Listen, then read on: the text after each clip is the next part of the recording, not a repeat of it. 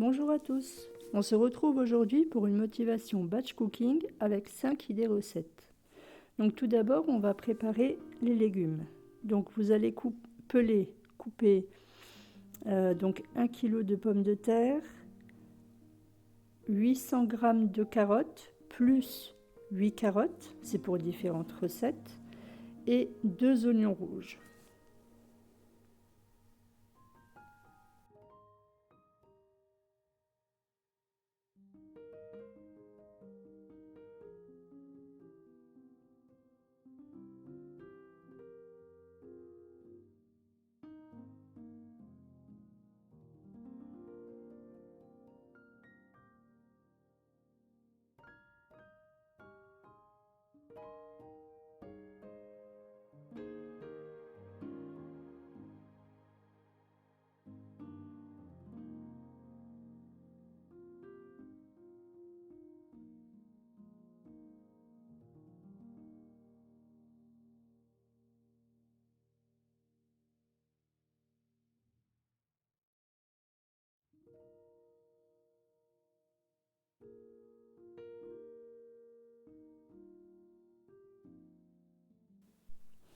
Donc les pommes de terre, vous allez les couper, alors certaines en gros morceaux.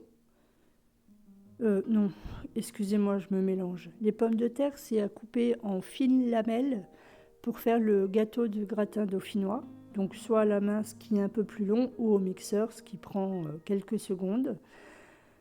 Vous allez couper 800 g de carottes en gros morceaux. C'est pour faire des légumes rôtis.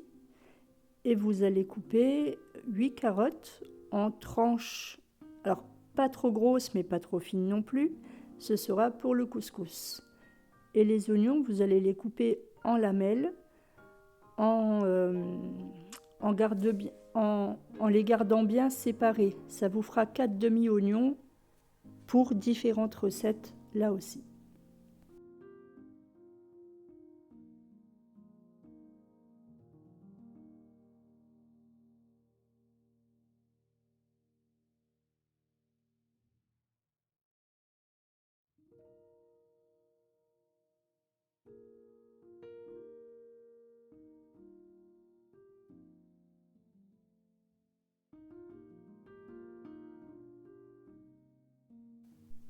Donc on va commencer le gâteau dauphinois. Donc vous allez préchauffer le four à 180 degrés. Vous allez prendre un moule à cake si vous avez. Alors comme je vous le disais, vous pouvez utiliser soit que des pommes de terre comme moi, soit pommes de terre et aussi potimarron. Nous, on n'aime pas le potimarron, donc je ne l'ai pas mis du tout. Et donc dans un grand bol, vous allez mélanger les 25 centilitres de crème liquide avec 25 centilitres de lait, une gousse d'ail pressée, de la noix de muscade, du sel. Vous allez verser ça sur vos pommes de terre et vous allez enfourner dans le four, donc à 180 degrés, pour 1h20.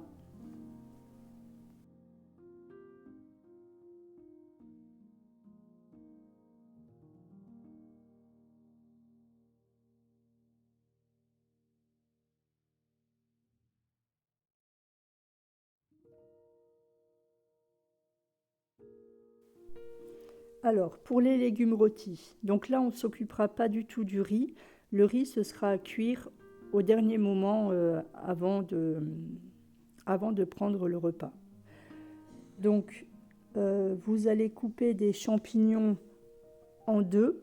Donc d'abord, évidemment, on enlève les pieds, on les rince, on enlève les pieds qui sont un peu terreux.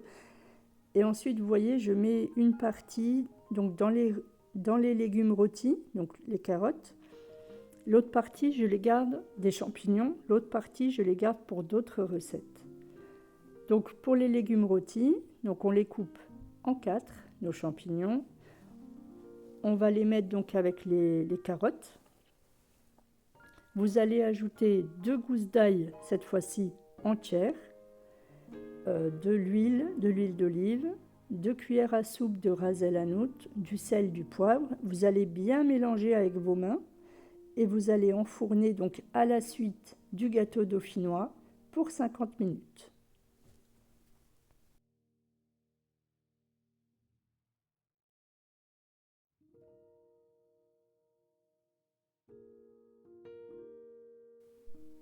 On continue avec le couscous de pintade. Alors personnellement, j'ai pas trouvé de suprême de pintade, donc j'ai pris des cuisses de poulet classiques.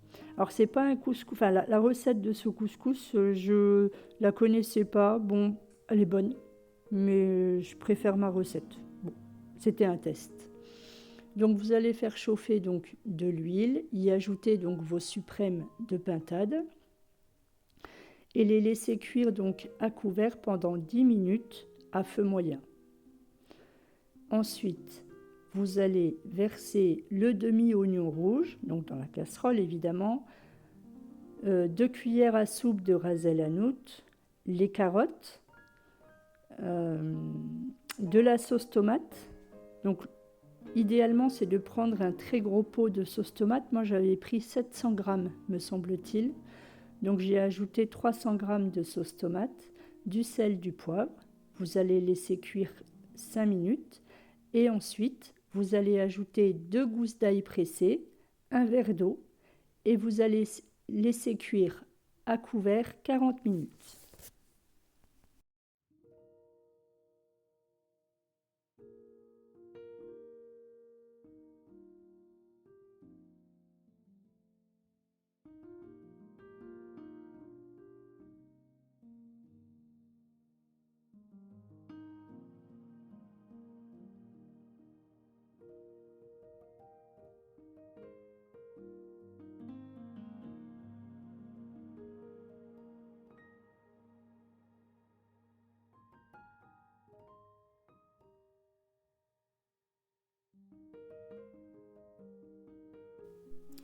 Donc pendant que le couscous cuit, on va s'occuper du dalle de lentilles. Donc vous allez faire chauffer 2 cuillères à soupe d'huile. Vous allez ajouter un demi-oignon rouge, du sel et 4 cuillères à soupe d'épices tandoori. Vous allez laisser fondre 3 minutes à couvert. Donc vraiment surveillez bien, moi j'ai failli le faire cramer. Vous allez ajouter les lentilles corail. Et vous allez ajouter, je vais dire à peu près 300 grammes aussi, 200-300 grammes de sauce tomate, 2 verres d'eau, une gousse d'ail pressée. Vous allez laisser cuire à couvert 20 minutes en surveillant bien que ça n'attache pas, qu'il y ait toujours un peu de liquide. Et ensuite, vous allez ajouter vos épinards. Donc soit, comme j'ai marqué, soit des frais, soit des surgelés. Moi, j'ai pris des surgelés. Et n'oubliez pas d'ajouter, donc, soit, si vous aimez bien le sucré salé, du lait de coco, sinon de la crème liquide. Et vous allez laisser cuire encore 10 minutes.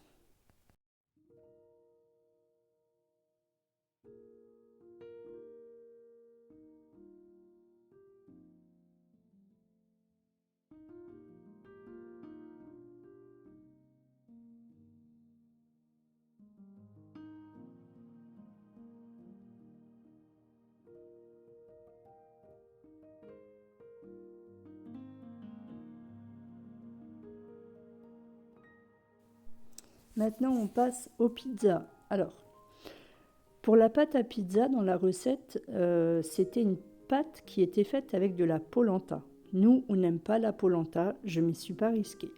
Je vous donne quand même la recette si vous voulez tester la pâte à pizza avec la polenta. Donc, il vous faut 75 centilitres de lait, une cuillère à soupe de sel. Vous allez verser la polenta mélangée avec la spatule jusqu'à l'obtention d'une purée. Et ensuite, vous allez étaler donc cette purée, entre guillemets, sur une plaque de papier cuisson. Et ça vous fait donc la pâte à pizza. Moi, j'ai tout bonnement pris ma bonne vieille recette de pâte à pizza, donc 200 g de farine T55, 100 ml d'eau, 35 ml d'huile, 4 g de sel, 5 g de levure fraîche de boulanger ou alors un sachet de levure sèche et de l'origan. Donc moi, j'en ai pas fait qu'une. Là, je vous ai donné les quantités pour une pâte. Moi, j'en fais 3 à chaque fois. Et donc, vous voyez, à chaque fois que je mets, voilà, là, je mets l'huile, par exemple, dans le mixeur, c'est pour la première pâte. Et ensuite, je mets les mêmes quantités pour chaque pâte, évidemment.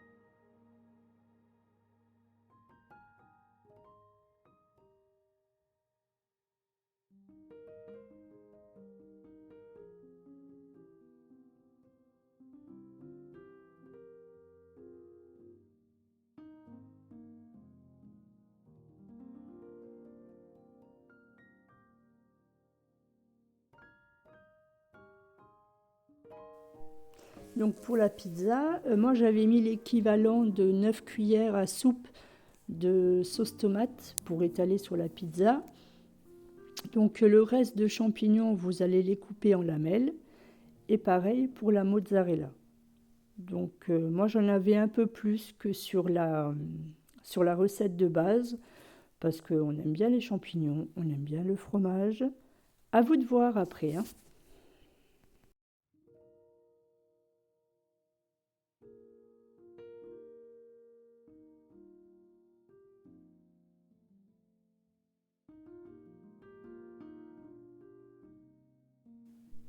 Donc dans le dernier batch cooking, vous m'avez vu étaler les pâtes brisées de la même façon. Donc là, je minimise mon temps de nettoyage. Donc toujours recouvert du papier cuisson pour étaler. Et après, votre papier cuisson va vous servir pour mettre votre pâte à pizza sur la grille du four, tout simplement. Ensuite, je vous laisse aller avec les images parce qu'il n'y a pas besoin de vous expliquer que je mets la sauce tomate, les champignons et la mozzarella, hein.